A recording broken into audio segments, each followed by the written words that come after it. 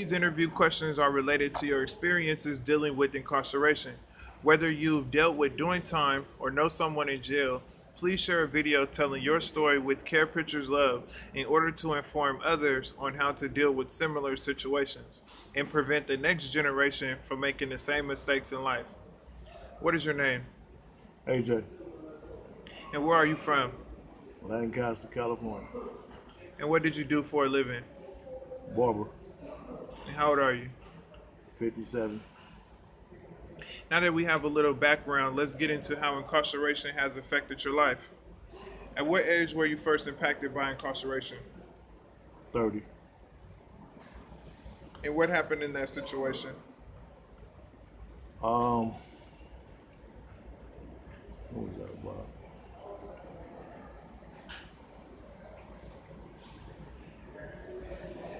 Incarcerated, San Quentin.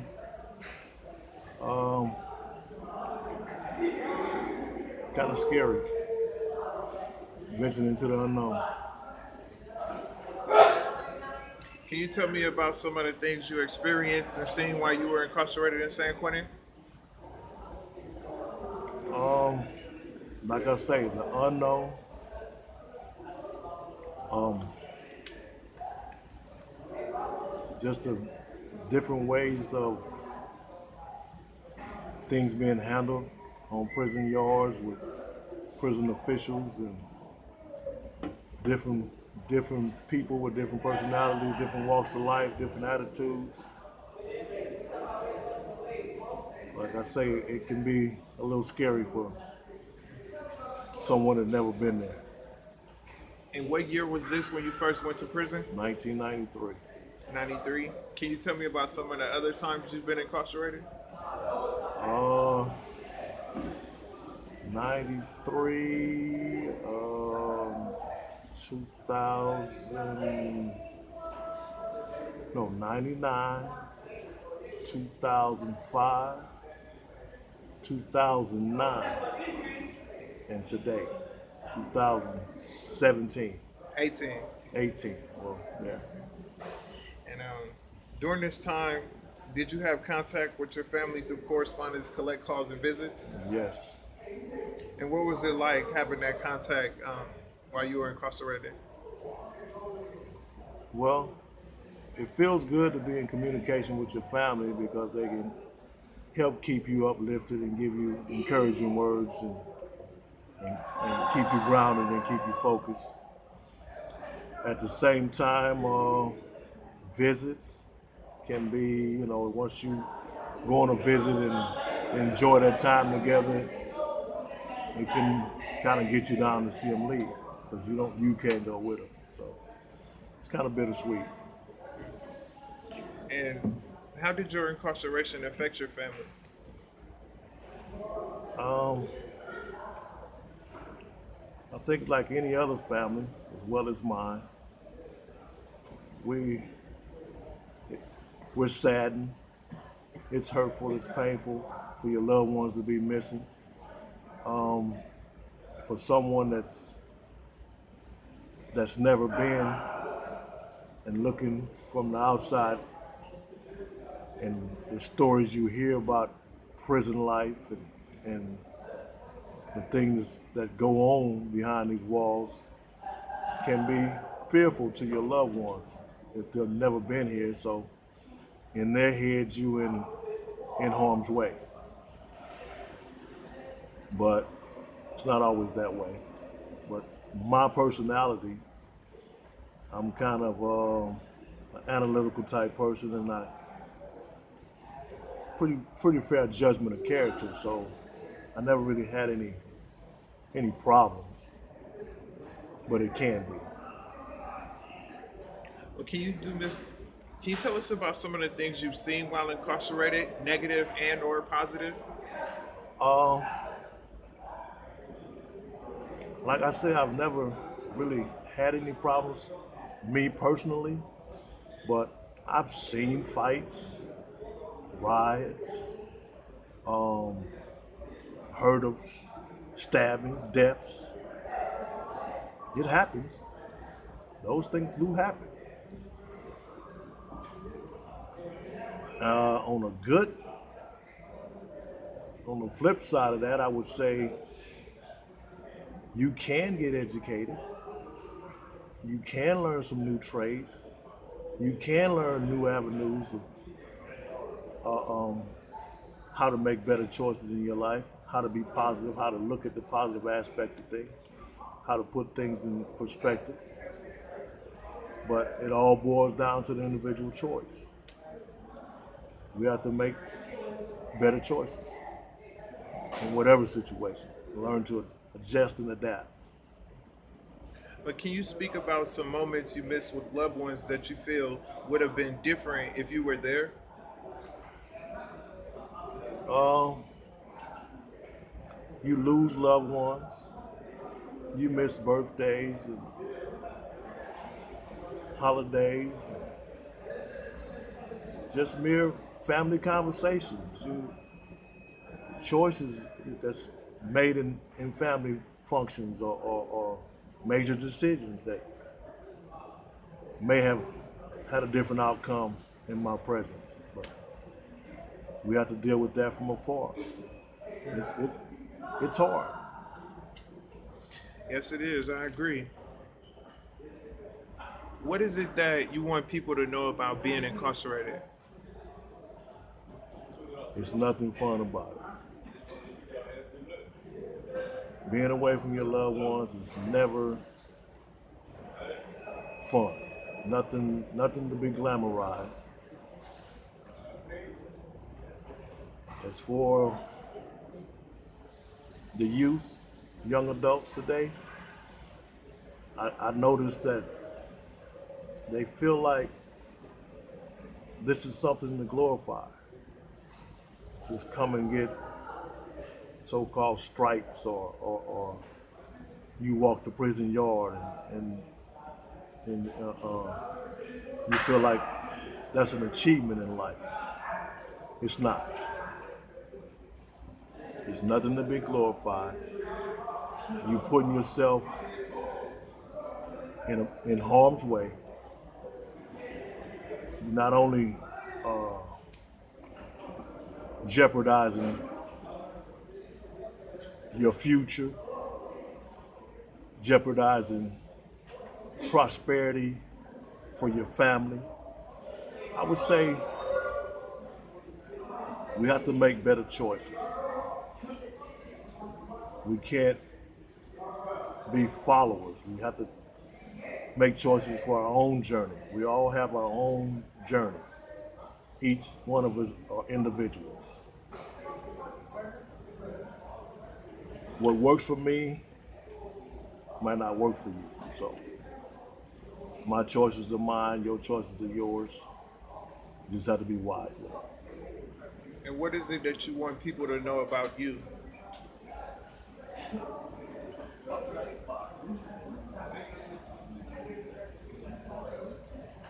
For me, at my age today, I can say the choices I made in my past wasn't so wise. But today I can make better choices.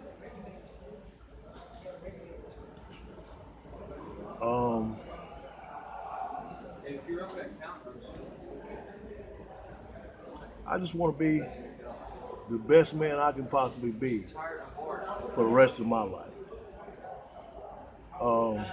If I can help you, that's who I am. I'm a giving person. I would like to share my knowledge with whoever want to learn, whoever want to take heed, make better choices from my mistakes. Don't do as I did, but you can make choices based on what I did or didn't do. I just want people to know that, life is what you make it. Yes, it is. I want to ask, did you pick up your skill as a barber while incarcerated? No. But you have. I've done barbering incarceration, but I went to school on the street. Have you received pictures from family and friends while incarcerated? Yes. And what did those pictures do for you? Kind of kept me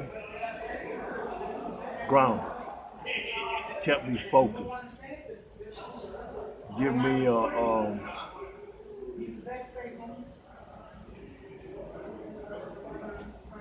a focus that so I can get back to my level. So by looking at those pictures, I can say to myself, you know, it won't be much longer. I'll be back with them, and I can enjoy life again. Um, pictures help.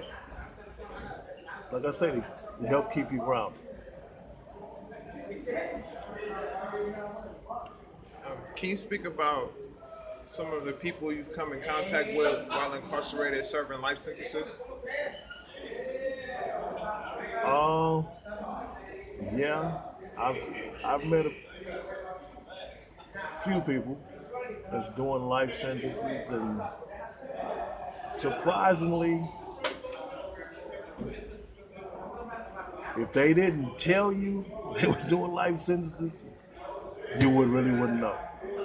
They seem, to me, the path that I've crossed, they seem to be some of the most humble. I guess it's because after being down for so long, or and at the time you come to realize that this is what it is. So they try to make the best of it. I mean, I'm sure they're bitter, but they don't show that. Like from my experience, the brothers that I've met always trying to give me a heads up, or talk about their bad choices, and what was the outcome of it, and that's why they're here, and they're fighting, still fighting, trying to get back to the streets by any means necessary. I mean, it's the appeal process, and loved ones on the street doing what they can to try to get them home. But at the same time, like I say, they some of the most humble. So your first time incarcerated was back in '93. Right. Can you tell us about how prison has changed throughout the years? Prior to my first incarceration, I can recall talking 60s, 70s. I'm a youngster, and I can recall in the state of California having, like I say, 7. At the time, the term was penitentiaries. Now it's prisons, but at that time, the term was used penitentiaries. That's where we get the short pen, going to the state pen. That's where that comes from. But during that era, it was 7 institutions. Today, it's over 40 institutions. And all this came about in the 80s. My opinion about that is, I feel it's modern day slavery. Not to bite my tongue, Please but don't. it is what it is. That's the way I feel. And I can see it in my daily walk, in the activities that take place on these prison yards, in these courtrooms. I'm gonna give you an example of something that happened to me in the courtroom. I'm fighting a case something that I didn't do, and my public defender, the person that's supposed to be representing me in the courtroom, tells me out of his own mouth, it's my job to keep my foot on your neck. So from that day forward, as far as these courtrooms and judges and prison officials and this whole judicial system, I feel is flawed, corrupt. I'm not the only one that experienced something like that. I wasn't the first. I won't be the last. It's happening every day. As I look around these prison yards, I see the vast majority is of black and brown skin. I read the book. It's called The New Jim Crow. That book held my attention because I'm living it right to this day. And it speaks about the corruption in the judicial system today and what this is all about, modern day slavery. Can you tell us about what plans you have for the future? Well, at my age, like I say, I don't have any interest in the glitz and glamour. So for me,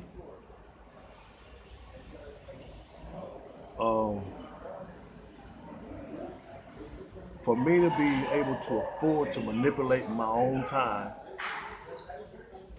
and have a peace of mind to do what I want to do when I want to do it is what's most important to me. Like I say, I'm fast approaching 60 years old, so there's not a whole lot I haven't seen or done. So it's, like I say, the glitz and glamour is not important. Peace of mind is more important. One last question before we go. If you could say something to the youngster that's out there scaling the fence on going in the right direction, in the wrong direction, what would you say to him? I'm gonna tell you, get off that fence. Make some wise decisions in your life to prepare yourself for a better future for yourself and your family. If you got kids, or even if you don't have kids, nieces, nephews, or even your homeboys right next to you, it's about choices. Life is about choices. We have to make wise decisions. We know right from wrong. We know good from bad. Your gut instincts tells you good from bad. It's not hard because society today is designed for you to fail. So you have to look deeper in yourself to know that and to make the right decisions to be successful. It's not easy, but nothing good comes easy. We know that. So I say to the youth, just, get you some priorities. Put life in perspective. Prioritize. Make wise decisions. Become family oriented. And be the best man you can possibly be. Be the best man you can possibly be. Well, thank you, AJ, for making this video. Hopefully something that was said can really help a youngster out there make the right decisions and not go down this path right here, because it's really not the way to go, man. Right. So we appreciate you. Care Pictures Love, we really appreciate you. You're welcome.